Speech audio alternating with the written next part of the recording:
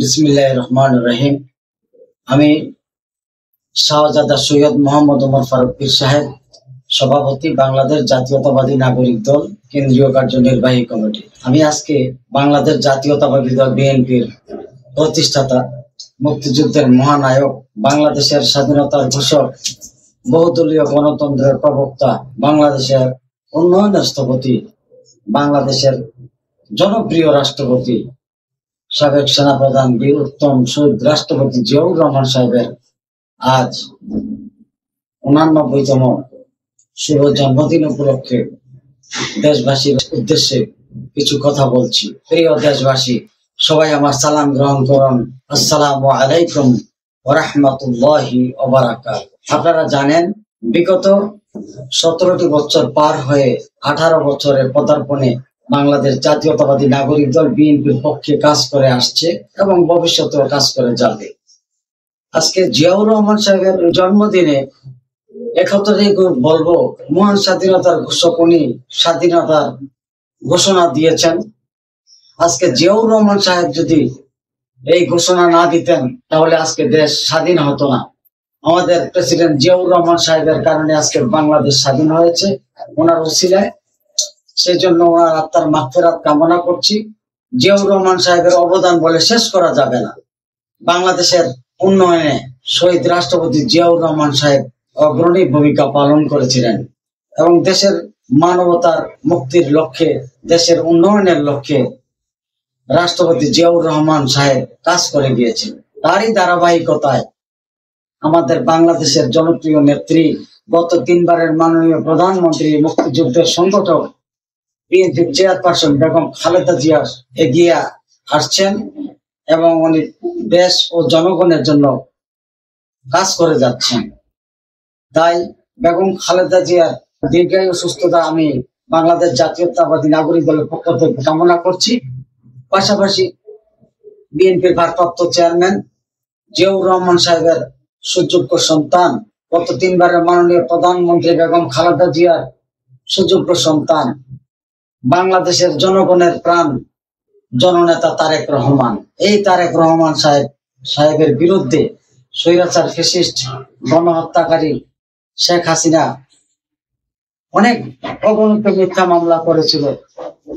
আমি বলবো, বর্তমান অন্তর্বর্তী সরকারের প্রধান উপদেষ্টা, বাংলাদেশের অভিভাবক, বিশ্ব নোবেল বিজয়ী প্রফেসর ডক্টর মোহাম্মদ ইউনূস সাহেবের প্রতি আমার আকুল আবেদন থাকবে, দ্রুত গতিতে এই কয়েকদিনের ভিতরে তারেক রহমান সাহেবের বিরুদ্ধে রাজনৈতিক যত মিথ্যা মামলা করেছিল আমার সমস্ত মামলাগুলিকে তাকে মুক্তির ব্যবস্থা করেন। এটা আমার বিনীত নিবেদন আরজ বাংলাদেশ জাতীয়তাবাদী নাগরিক দলের পক্ষ থেকে।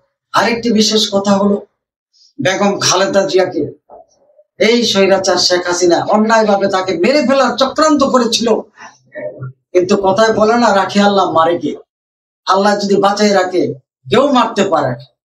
আল্লাহর অশেষ মেহেরবাড়িতে নবী করিম সাল্লাল্লাহু আলাইহি ওয়াসাল্লামের রুহানির ফায়েজের উসিলায়, 360 জন আউলিয়ার রুহানির ফায়েজের উসিলায়, সারা পৃথিবীর আউলিয়া কেরামদের রুহানির উসিলায় বেগম খালেদা জিয়া আল্লাহর রহমতে বেঁচে গেছেন। আমরা আশা করি বাংলাদেশ জাতীয়তাবাদী নাগরিক দলের পক্ষ থেকে তত্ত্বাবধায়ক সরকারের ডক্টর ইউনূস সাহেব, ওনার মাধ্যমে দ্রুত গতিতে একটা সুষ্ঠু জাতীয় সংসদ নির্বাচন হবে। এই নির্বাচনে ইনশাল্লাহ বিএনপি সরকার গঠন করবে। আমি আরেকটি কথা বলবো, শেখ হাসিনা গণহত্যাকারী, এই গণহত্যাকারীর আমি বাংলাদেশ জাতীয়তাবাদী নাগরিক দলের পক্ষ থেকে দৃষ্টান্ত ফাঁসি দাবি করছি। পাশাপাশি যেগুলি মন্ত্রীগুলি আছে 41 সাল পর্যন্ত থাকবে, আল্লাহ বিরোধী আইন করেছিল, কথা বলেছিল, আমি তাদেরও ফাঁসি কামনা করছি।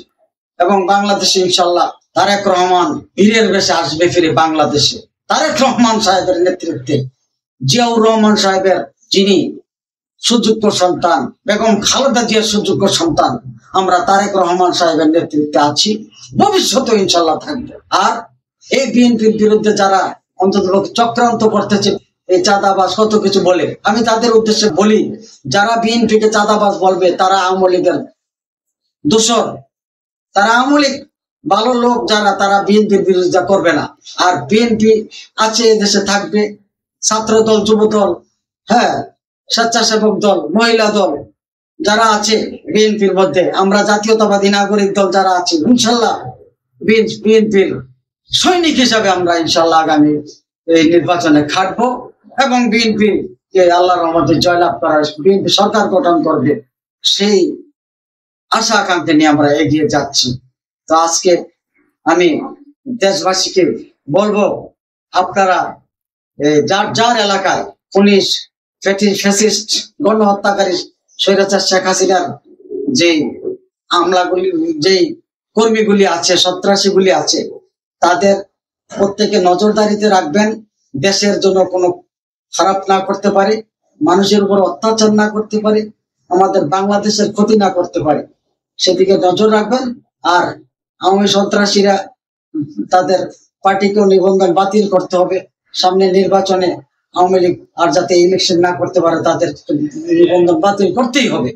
আর আওয়ামী লীগের সাথে যারা আছেন, জোট করেছিল, আমরা যেহেতু 3বার ভোট দিতে পারি নাই ওই আওয়ামী লীগের জোটের কারণে, আওয়ামী লীগের কারণে, হ্যাঁ, তারাও অন্তত পক্ষে 3টা ইলেকশনে যাতে ওই আওয়ামী লীগের সাথে যারা জোট করছে তারা যাতে নির্বাচনে অংশগ্রহণ না করতে পারে। যাই হোক, আমি আজকে এই জাতির উদ্দেশ্যে বলবো, আপনারা ইনশাল্লাহ এগিয়ে যান।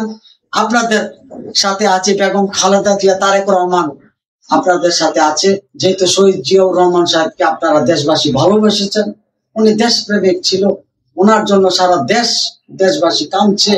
তাই বেগম খালেদা জিয়া ইনশাল্লাহ আসবে, নেতৃত্ব দিবে, তারেক রহমান সাহেব আসবে, নেতৃত্ব দিবে, বিএনপি সরকার গঠন করবে, বিএনপির কারণ বিএনপির মাধ্যমে বাংলাদেশ চলবে, সেই প্রত্যাশা রেখে আমি আমার এই সংক্ষিপ্ত আলোচনা শেষ করছি।